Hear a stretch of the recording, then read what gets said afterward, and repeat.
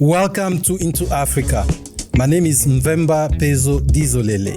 I'm a senior fellow and the director of the Africa program at the Center for Strategic and International Studies. This is a podcast where we talk everything Africa: politics, economics, security, and culture. Welcome. As Africa enters the second half of this year, 2022, African countries will confront a host of issues and challenges that carry over from the past 6 months. These include instability in the Sahel, security issues in the Horn of Africa, rising tensions in the Great Lakes region, and the insurgency in Cabo Delgado in Mozambique.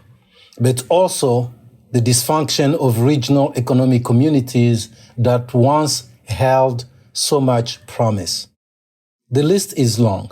And since the onset of the war in Ukraine, Africa also worries about and grapples with increased food insecurity.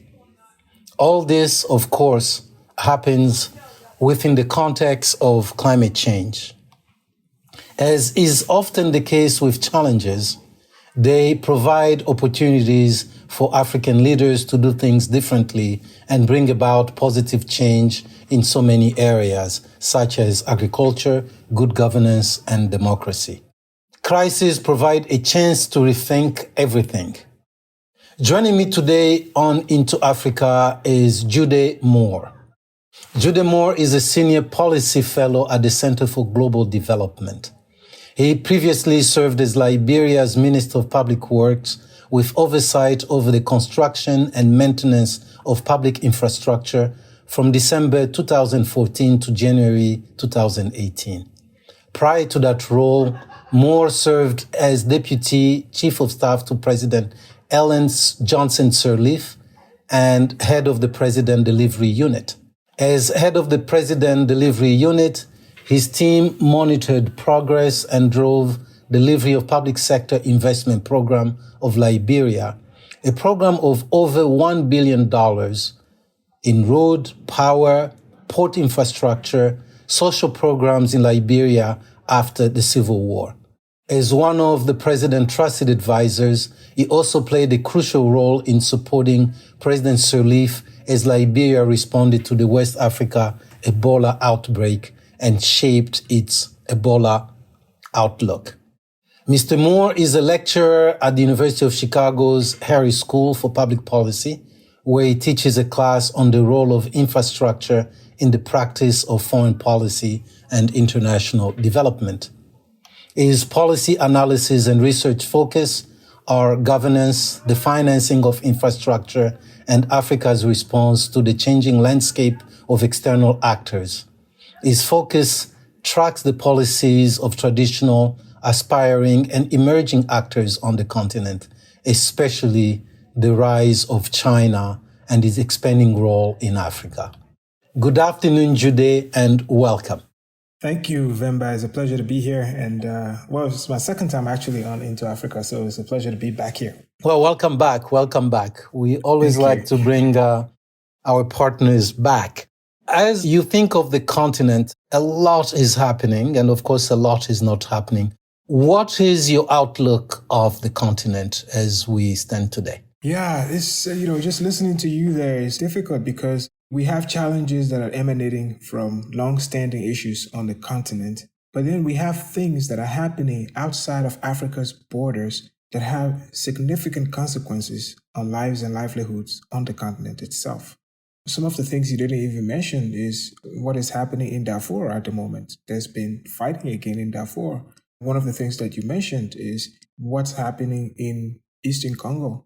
This thing between Rwanda and the DRC, it's been there for a while. But, when Tshisekedi came to power, there was hope that the way it started between him and Kagame, that it would be something different. One hopes, though, we talked about opportunities too, is that because the DRC is now a member of the East African community, that Kenya will play a more prominent role in trying to resolve this. Those are some of the issues. But for me, I think the big question is the debt question and how African governments respond to debt. For the first time in multilateral debt resolution history, China is going to sit on a debt committee with the Paris Club. It will co-host with co-chair with France. This is a big deal because China prefers to negotiate debt bilaterally and not through multilateral settings. At the IMF meetings, the last meetings, both the IMF and the World Bank criticized China for not stepping into the multilateral process. So China agreeing to co-host this is important. So that's the debt question. But what is happening here in the US too, and in the global north, with central banks raising interest rates, that is going to make the cost of borrowing very high for African countries. So I wish I could see big opportunities. I'm afraid that I'm going to struggle with the big opportunities. And I think if we can mitigate the challenges, that would be a win for us in the next 6 months going forward. So as we go on with the conversation, I'm sorry, apologizing in advance that I will spend a lot more time on challenges than on opportunities because we're faced with a lot of challenges on the continent. I still believe that if we are faced with a lot of challenges on the continent, that actually means the reverse of that coin, right? A lot of opportunities. I mean, opportunity, you have to create them. I think part of the challenge is just that. Challenges, you see them right in front of you. Mm-hmm. But then opportunities, you have to create them. I think that's where leadership comes in. That's interesting. I've never looked at it that way. Yeah. So by all means, let's talk about all these challenges because I see them as opportunities. Maybe we should go by region. Yes. And if that will help. And then we can talk about the various topics. So if we were to start in the Sahel, which has been front and center for the last several years, mostly because of instability or conflict, how does the Sahel present itself to you today? So one of the first things that, you see in the Sahel is the waning influence of France. There is now a strong current of anti-French sentiment in parts of in Francophone Sahel, right? So whether it's Burkina Faso or Mali, and even in places where you don't have that, there is sort of a dissatisfaction with the way France and African elites, especially in Francophone countries, have conducted politics and economics. So there's that. When you think of the Sahel, you begin to worry about countries that border the Sahel. So, for example, we have seen incursions in parts of Côte d'Ivoire. There have been a number of incidents in both Benin and I think Togo. And there's a possibility too that northern Ghana might be at risk. So we have this big problem already in Niger, in Mali, in Burkina, and there is a possibility of that leaking down into those countries I mentioned. So I did a piece in Africa Business in which I argued that it makes sense for ECOWAS to begin to think of a permanent security arrangement, sort of like they did with ECOMOG in Liberia, in Sierra Leone, in Gambia, because the scale of the insecurity in West Africa coming out of the Sahel is more than any one country can handle. But if we continue to depend on, say, Operation Barkhane or the G5, things that are led by external actors, they're not sustainable in the long run.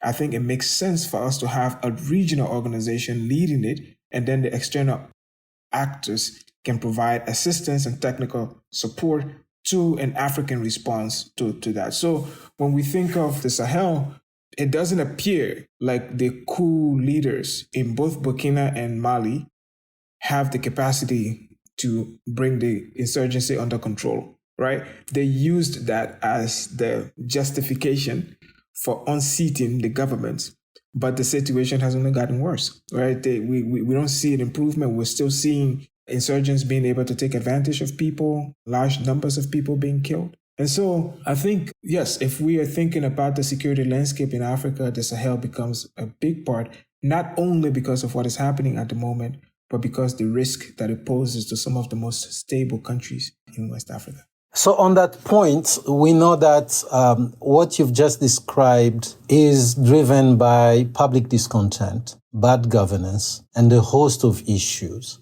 A lot of these issues have led to coups in the countries that you've mentioned, different forms of coups. But you were once a minister in a government that had been elected. Liberia was going through a transition, was right after the war. Were there ever moments where you worried about coups? No, I think Liberia and to a certain extent Sierra Leone, the way the war ended and the way the country was rebuilt sort of reduced significantly even the prospect of a coup. So, for example, the entire army was disbanded and the new army was completely vetted. Every member of the new army had to be a high school graduate. All of the officers are college graduates. The army wasn't very big, and the army ended up doing a lot of support to civilian stuff like building roads and stuff like that. So there was really no risk. But I think I understand what is happening though, because if you think of, say, Mali, and you think of Niger, where the Tuaregs for a long time it was a political conflict. It was about how much of the presence of the state was there and how much representation they had. And that political conflict is very hard on the state. We're talking about vast area expanses of territory, and the state has very weak capacity to be able to adequately police those areas or provide social services. So, but I think if people live for a long time without the presence of the state, then over time, the state begins to lose its legitimacy in the eyes of the people. Also, if there is a perception that the government is very corrupt, then over time, the government also begins to lose legitimacy in the eyes of the people. And when I was in government, one of the things that our government was perpetually accused of was, accusations of corruption. And in defense of our government, I would say that part of the reason why everyone was talking about corruption was the new government instituted a lot of things, policies that created new anti-corruption agencies that made them independent of the executive. So there was incentive for people to report corruption. But I think if countries go a long time with deep failures in governance and lack of accountability and inability to provide certain public goods like security, like infrastructure, like social services, then it reduces the amount of legitimacy that the government has in the eyes of the people and provides a pretext for coup plotters to remove the government and using clear justifications of this kind. So the one opportunity I see here, since we're looking for opportunity, is that every single time there's a coup d'etat, ECOWAS and AU steps in. They suspend the government, they do this, they do that. But ECOWAS and the AU are conspicuously silent in the face of failed governance. So I think African institutions, regional institutions, need to step up now and hold the member states accountable for governance. If you have these things we're calling constitutional coup, where the incumbent changes the constitution, but makes it so that it's not retroactive and they can benefit from changes to the constitution to extend their mandate, that stuff, people are beginning to equate that to a coup. And so the institutions of the continent, because of this risk, need to begin to impress on their member states. I think there should be a rule. If you change the constitution to extend term limits, you should not be able to benefit from the change in the constitution. But, Correct. I fully agree because they use it as a reset. Yes. The fellow has been in power for 10 years and then he sets the clock again. Yeah, exactly. The clock gets to reset, and be able to. That's what the guys in Guinea, that was the justification they gave, right? Correct. We saw this in Guinea. We also see a constitution coup in Côte d'Ivoire. And they're becoming also as popular as the military coup. In fact, they're more popular than the military coup because so far nobody really has pushed back on those leaders who've carried this out. So you were talking about, in the case of the Sahel, that the fact that it's often external forces that come into help, that is not helping with the solution. But then what kind of regional community you think will take this mantle? So ECOWAS, I was saying early in my introduction that some of these RECs, as we call them, regional economic communities, for instance, they held so much promise when they were emerging. ECOWAS was such a group. Well, they had some good moments, ECOWAS, in the past. So in the case of the Sahel, who's going to do this job? I agree with you that despite its weaknesses and some dysfunction, I think it has to be ECOWAS. But I think part of the weakness of ECOWAS is a reflection of the weakness of Nigeria. When ECOWAS was strong, when ECOWAS intervened in Liberia, it was because Nigeria led.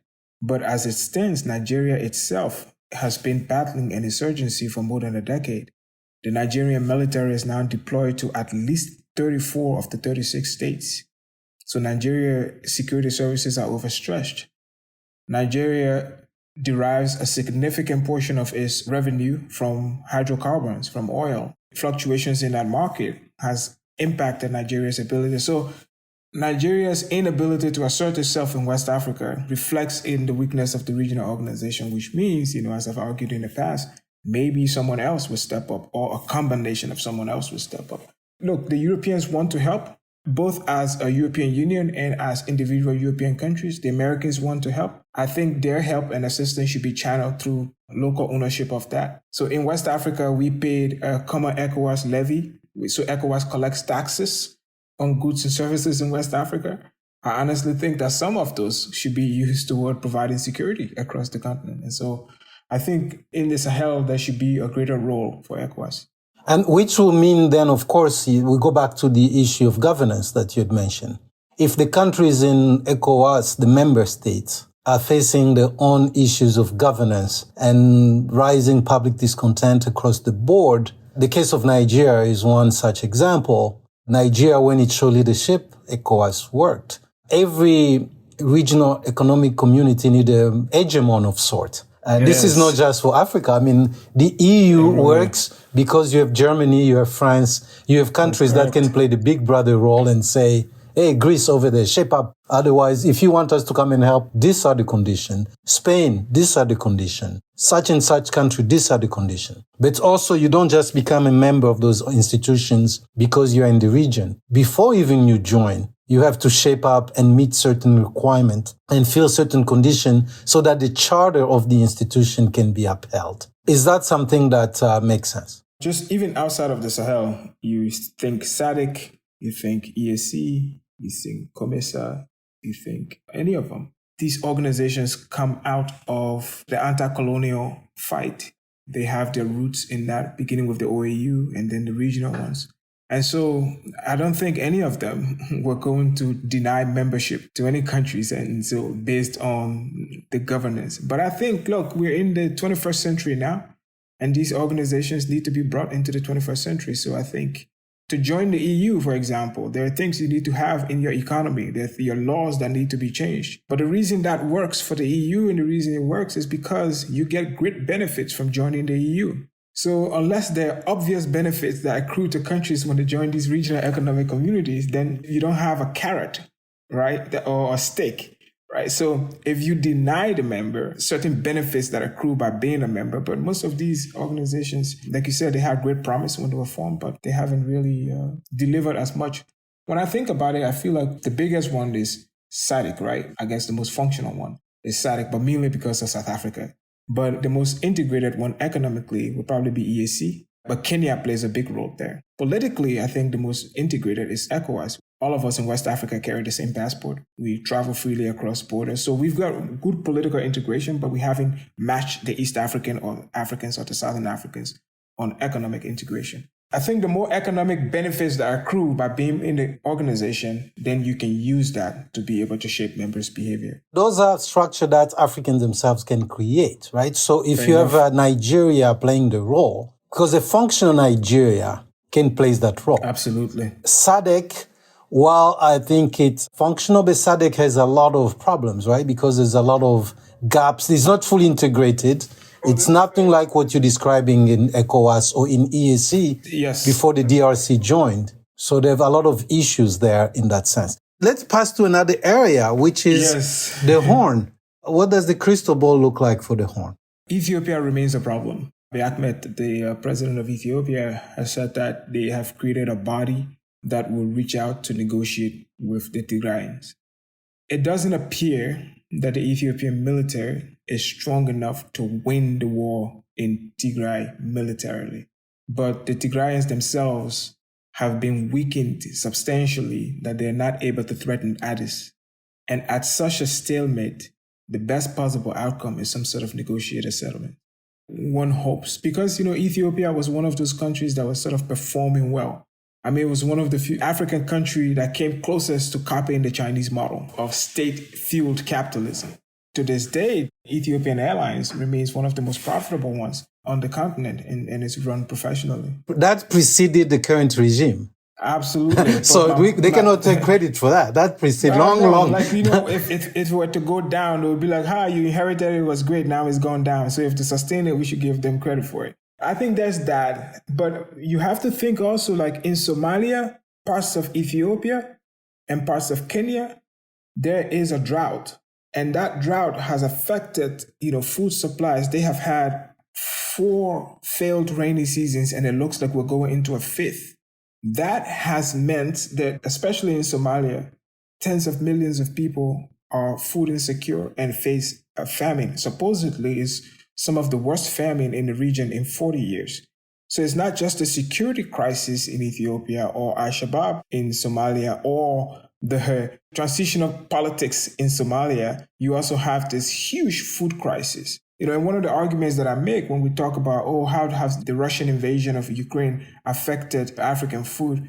You notice that, especially Sub-Saharan Africa, we don't eat a lot of wheat products. We eat rice, we eat maize, we eat matoke, we eat other grains. Yes. And other things. Sorghum, millet. Sorghum, exactly.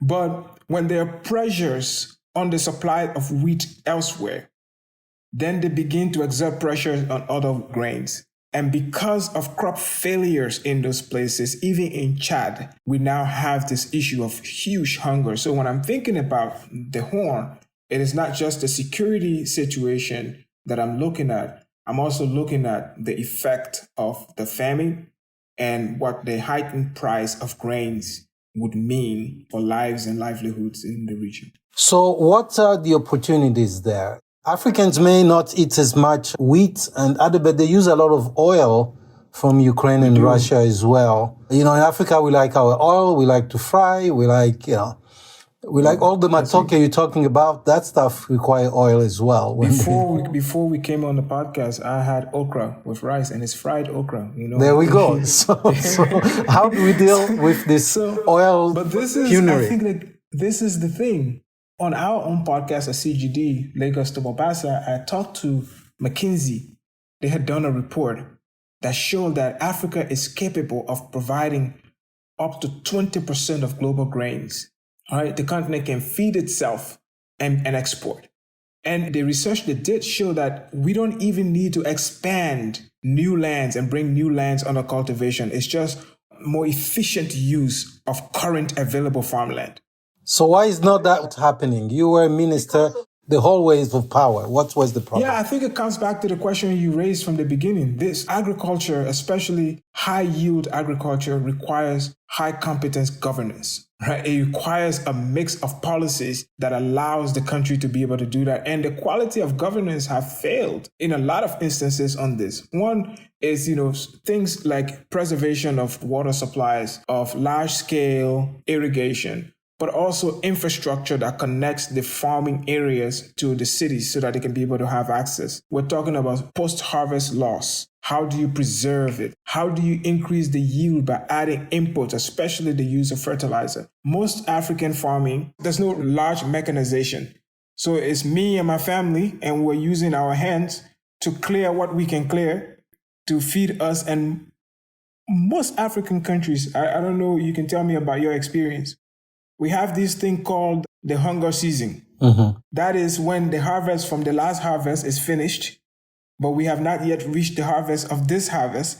And there is a period in between when everybody's hungry, right? That's during the dry season, the transition back to the rain. But the reason is largely because we don't have the capacity to store. I was in Burkina, and we were driving between Ouaga and Bobo Dioulasso. In Burkina Faso? Yes. And you see all of the agriculture everywhere. And I was talking to this guy, and he was saying, look, we grow a lot of pomme de terre, a lot of potatoes. Yeah, potatoes. Yes. We grow a lot of potato, but we export all of the potatoes. And then later in the year, we import a lot of potatoes. And the main reason is storage.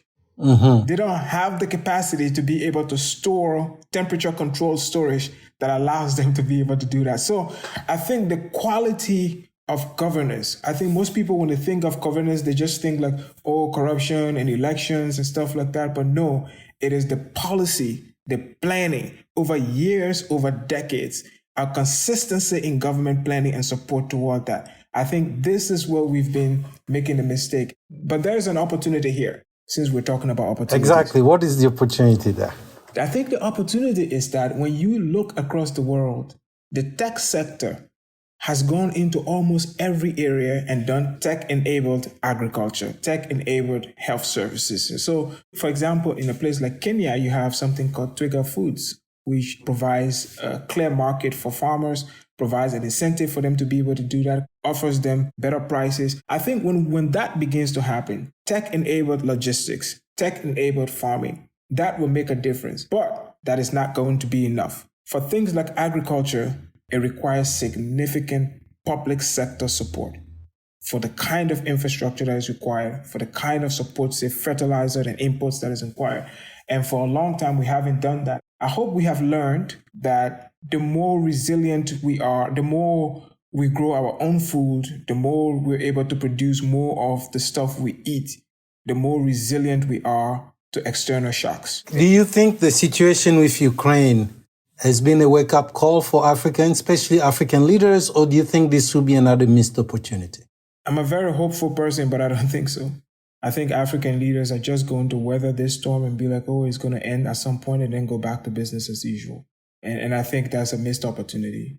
Big time. So the two regions that we have left, we have a few minutes to go, but I want to get your sense of what you see in the Great Lakes region and then what you see in the South. And we're missing the Great Lakes, which is center, and then the southern part with Mozambique. Nigeria and the DRC properly functioning can lift the entire continent.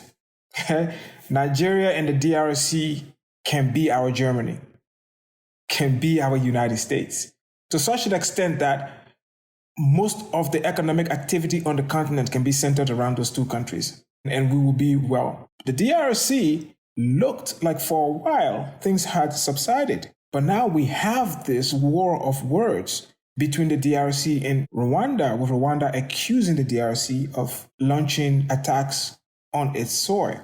It's beyond words, though. There's some shelling and other things going on. Exactly. Yeah.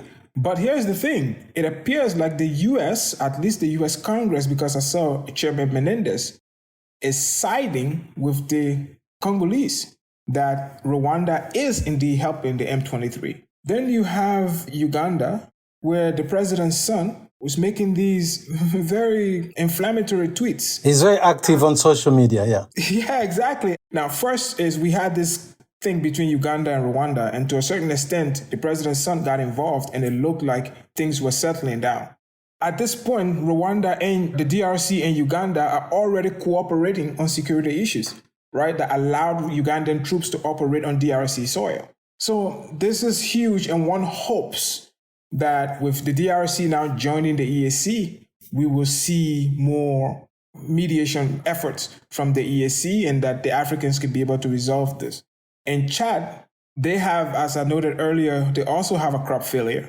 So besides the security situations that we have in Chad, we have a hunger issue that might turn into a famine. There is that happening there. But I think most importantly, we can't deny that in terms of governance, in terms of improving the quality of life of its people, Rwanda has done an excellent job. Rwanda has probably the best PR on the continent in terms best of promoting PR their for country. Sure.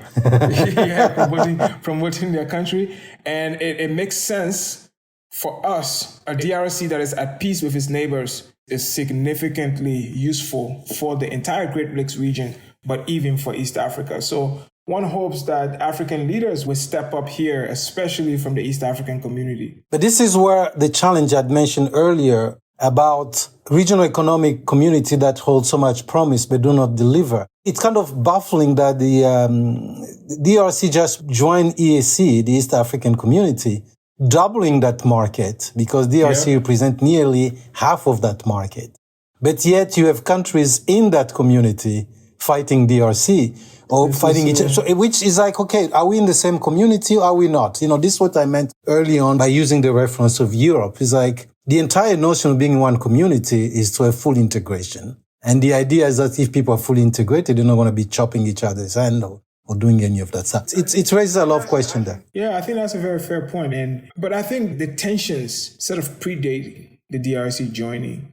I mean, you have this issue where, according to the Congolese side, most of the people in the M23, they are Tutsis. And according to the Rwandans, you have Hutu militias that still find haven across the border. At some point, this cannot go on forever. This makes no sense for us to continue to go on forever. But like you said, who will step in? Who has the gravitas to be able to bring this under control? The DRC is big enough to be the regional hegemon, but in terms of governance, it isn't. It's not at this point. Right. But France and Germany were at loggerheads like this, but they came to resolve their own problem. We've been hearing about Hutu militia, Tutsi for a long time now. It's been about almost 30 years now. There comes a point where if you are strong, I agree. You have to say, this is our problem, let's fix it. It doesn't take an outsider to come and fix your problem. You are neighbors, you know what your problems are. I agree, 100%. So let's talk about the South. What's happening? How do you see the South? You have the insurgency in Mozambique. I mean, this would have been one of the largest investments in the region, in the gas fields. But again, what is happening in Mozambique, people keep talking about Islamic terrorism and insurgents. That is a governance issue. That is a governance issue of people who feel like the central government doesn't have a presence there. And when it does, it's usually through the army. That is part of what is driving this. I know that SADC is leading an intervention there. The Rwandans have been intervening there, but there is no long-term solution to that problem that is military. It has to be a political solution to that problem. And there has to be some sort of revenue sharing agreement that the region that is responsible for creating all that wealth, some of that wealth accumulate in that region and people are able to see a visible presence of their resources being extracted. In South Africa, we have the politics that remain dysfunctional. We have ESCOM, which is the national utility that cannot keep the lights on. They do load shedding. Load shedding has become a common vocabulary of everyone. It's like a normal thing now for load shedding. You have South Africa infrastructure. There is a systematic effort underway, like theft of rail sleepers, copper wires, undermining the South African economy. Then there's this huge case now where supposedly the South African president had $4 million that was stuck in furniture. On his farm.